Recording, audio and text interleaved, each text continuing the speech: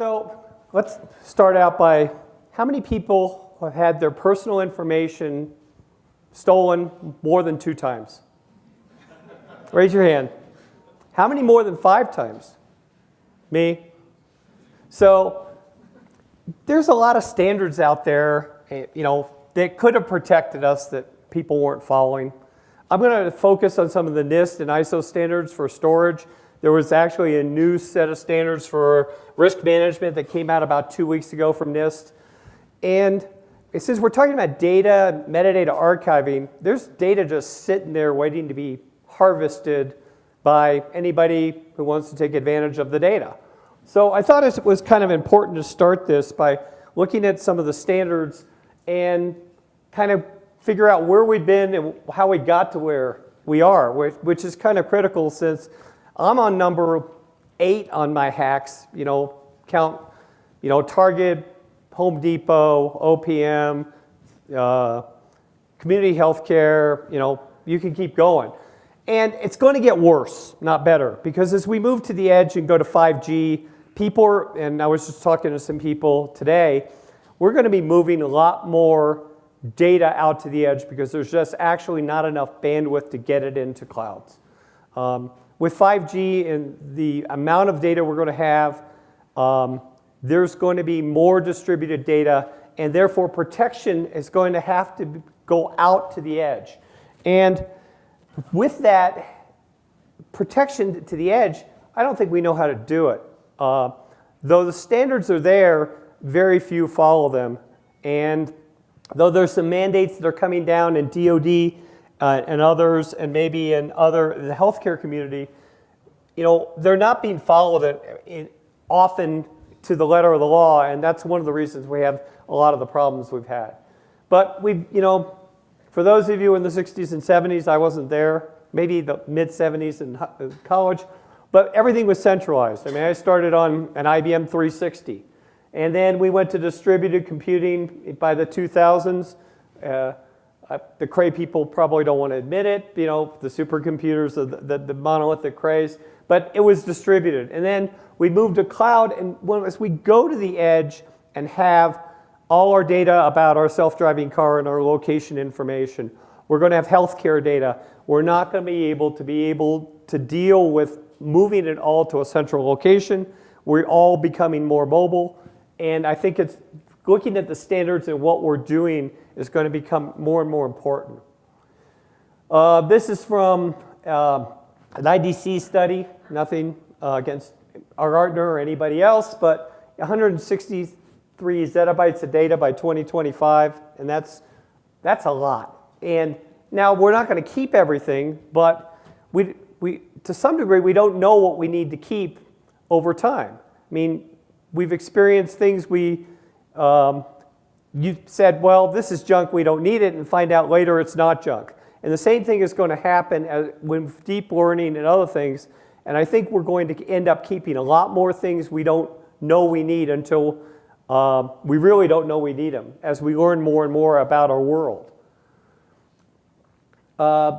Security is becoming a big issue. 90% of the data in 2025 should be protected. But using the statistics we have today, about 45% of it will be protected. That's a big problem. And our lives are going to be significantly impacted by this. I don't know about the people who raised their hands, but a year does not go by that I don't have to get rid of a credit card, that I haven't been skimmed somewhere or hacked in another place. And luckily, none of my passwords have been hacked up to this point, but that, with the potential of quantum and other things, I think we're all going to be at more and more risk as time goes on, given computing power and encryption algorithms at this point.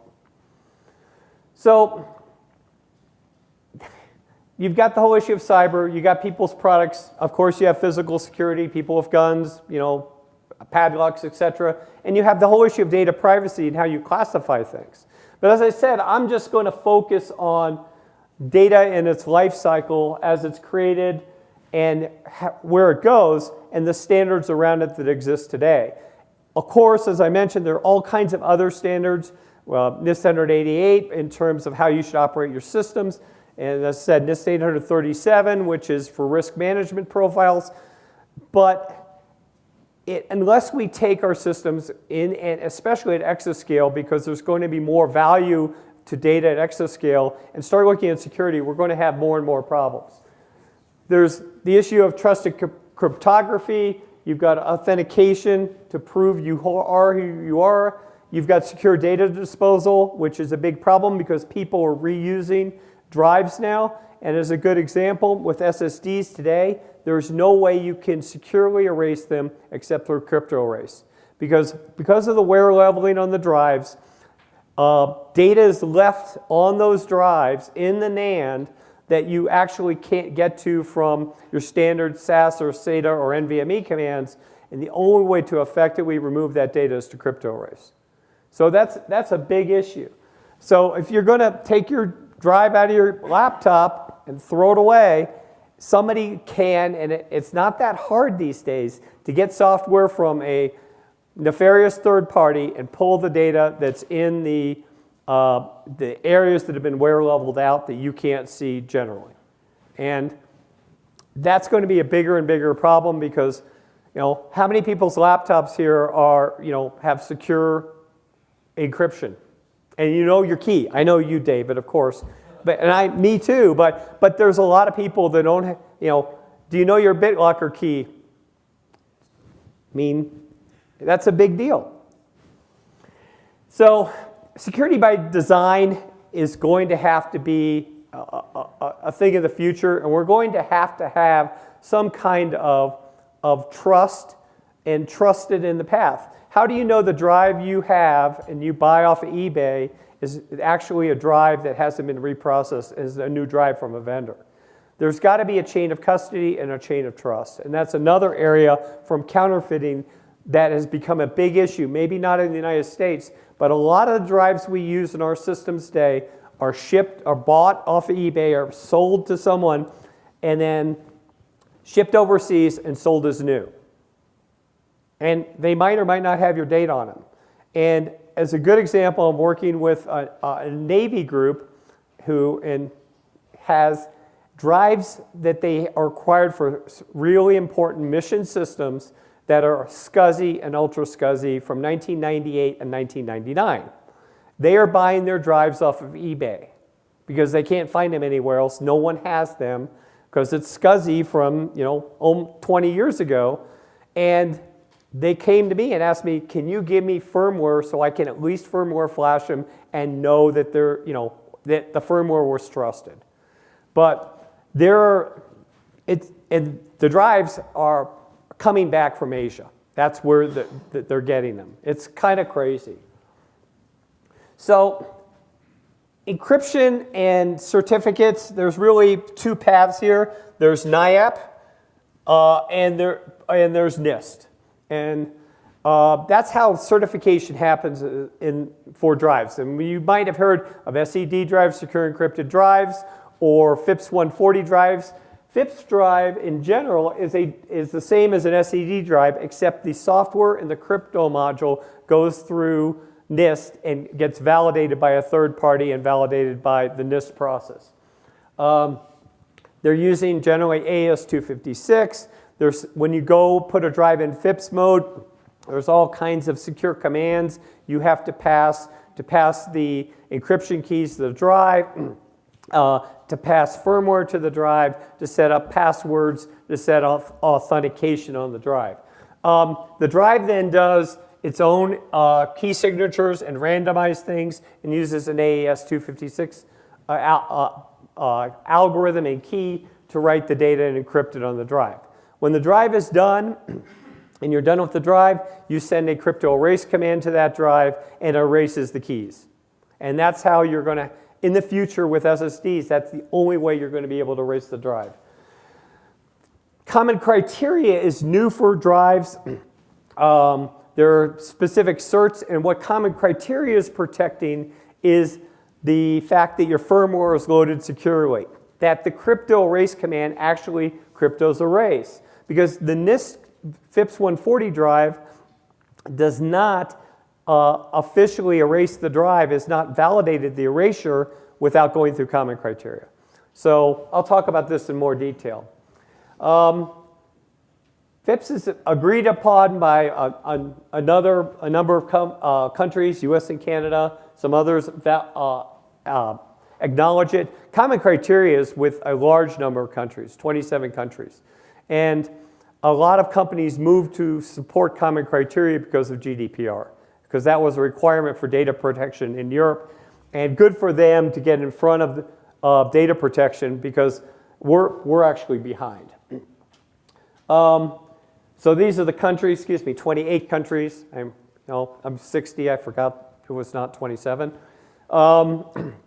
And there's a set of ISO standards that go around it. ISO is part of common criteria in ISO. And there's also ISO standards I'm going to talk about in a second.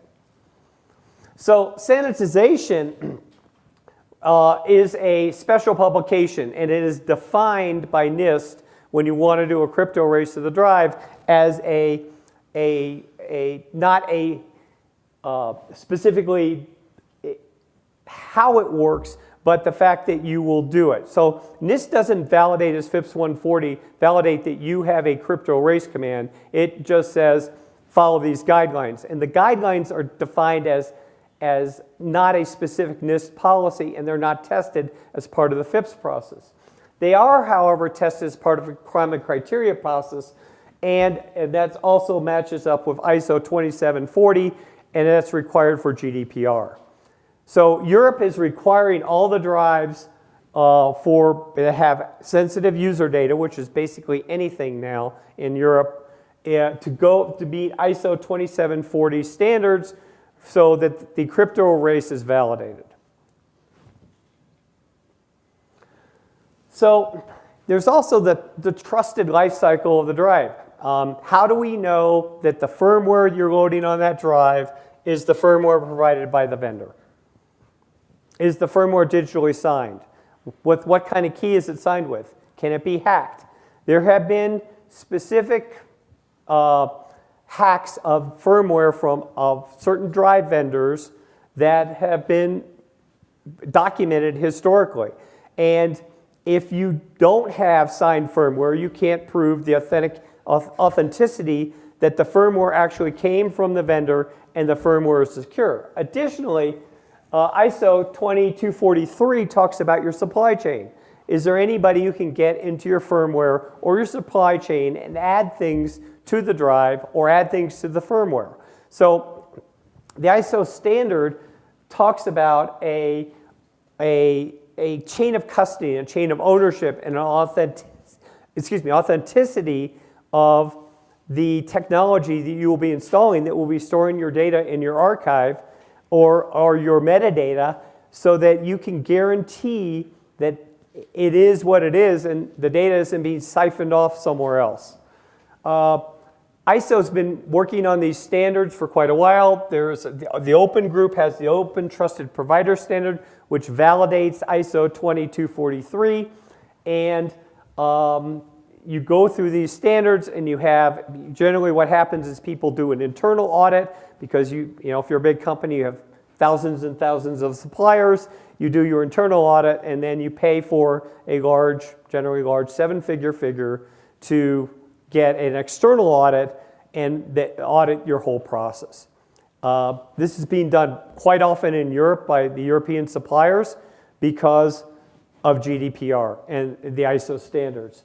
And this fits in with the whole NIST risk management framework, and NIST and ISO have agreed that 20243 meets all the NIST standards. So if you do it in the US, you get Europe, and if you do it in Europe, you get the US.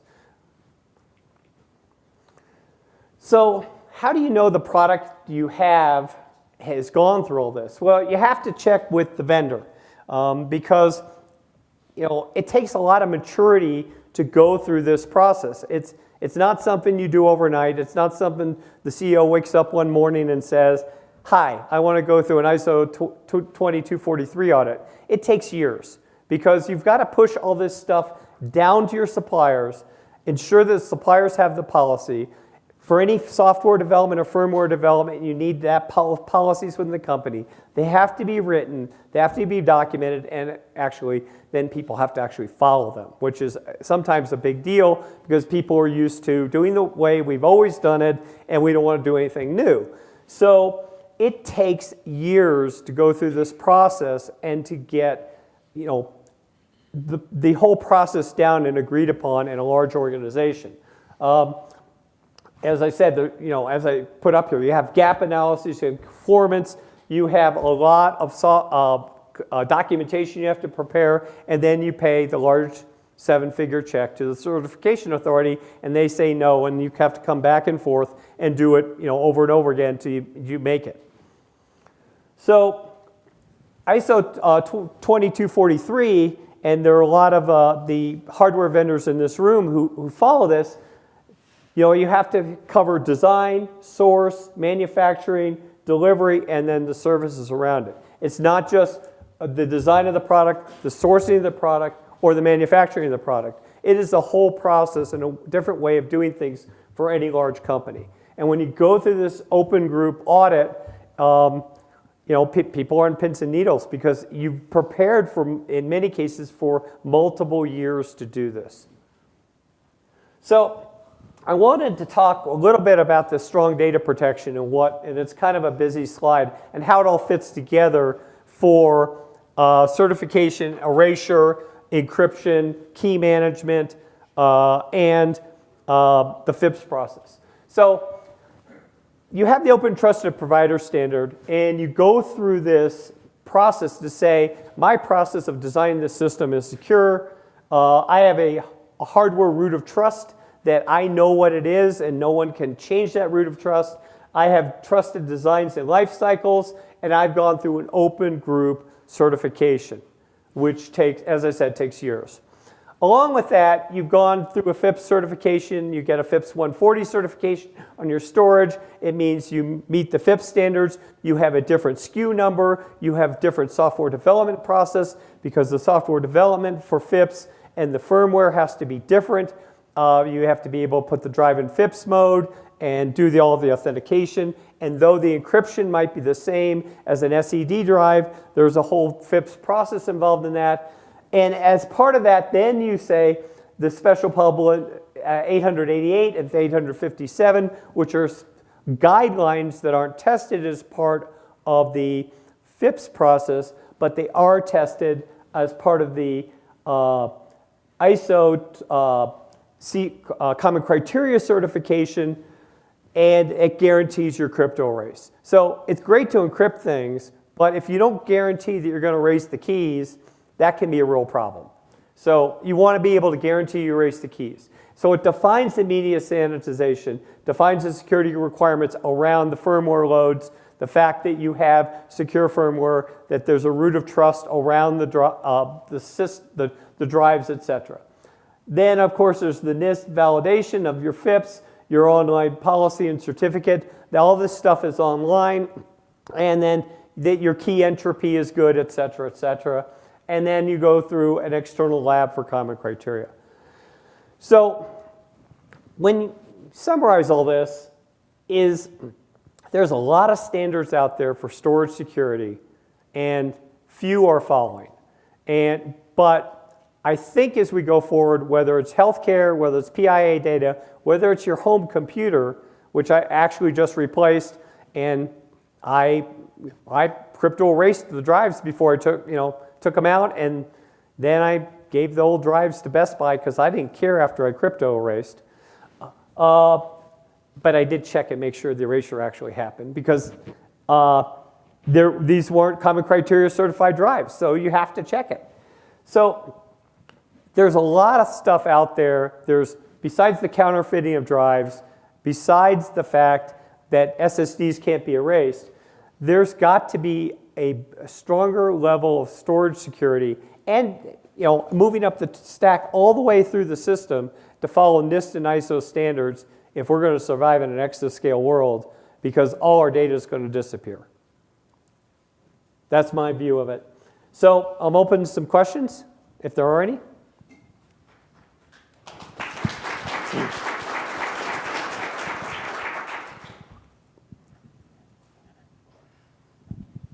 Rich.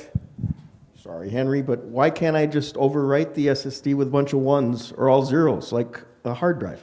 Because the SSD, because when a cell starts to wear out, because you can't write to a cell depending on whether it's SLC, MLC, TLC, a cell has a certain life. When that life is over, the data that's in that cell is copied to another cell. The data is still there. If it's your social security number, so there's data left, and drives are over-provisioned fairly significantly based on device writes a day. So if you have a 3 device write a day SSD, there's probably 3 times more cell data than it says you have. If you have a 1 terabyte SSD, it's really a 3 terabyte SSD. So you've got 2 terabytes of extra data that you can't overwrite, which is potentially available to the bad guys. Does that answer your question? Yes. Can you do the old bag encryption? Good point. I can only speak for Seagate, but when you go to the next generation drives, which are heat-assisted magnetic recording, I can't give you the exact number of Teslas, but it's a bigger number than your standard human MR scanner, and it's a bigger number. It's a number up in the upper end of the large animal vet MR scanner. So it's a number that you don't want to mess with. So there are other destruction methods. When you get to hard drives in the future, if you're interested in talking about destruction methods, I'm dealing with that on the next generation of the DoD policy on destruction. It's not going to be an easy process. You can also take the drive and rub it on your concrete, take the platters and just take them apart one at a time and rub it on the concrete if you want, or on a grinding stone, but that's about the best you're going to do.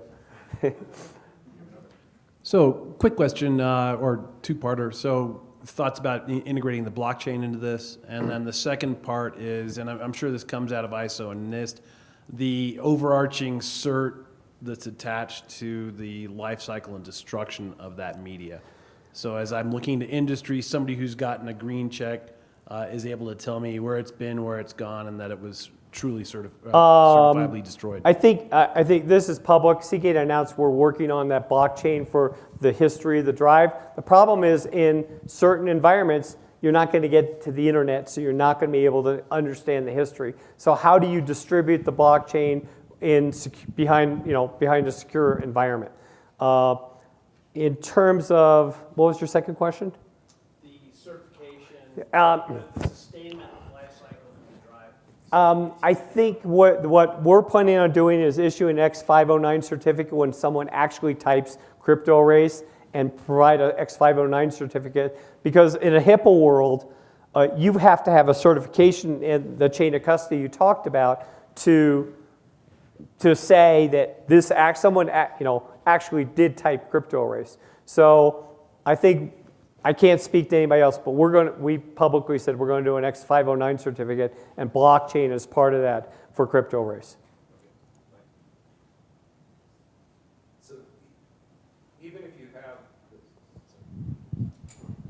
Even if you have this certification all the way through, you're kind of assuming that the code that's certified is perfect. There is no perfect world. We all know that. So is there any effort all you can say is the code has been tested against these protection profiles. All right. But if that code changes, is there some requirement to recertify? With NIST and Common Criteria, if you have a certification, you have a completely separate code path. So, for example, if you have a FIPS 140 disk or SSD, and you do a firmware upgrade to your other products, you have to submit that for testing to the certification authority, and they go through and retest it, see what changes you made in the code. Did you change anything in the crypto module, or were you changing things in the wear leveling? And they go through it and then recertify it. So if you go down the FIPS path, with these firmware is usually 2 to 3 months behind, because that's how long it takes to get certified at a best case.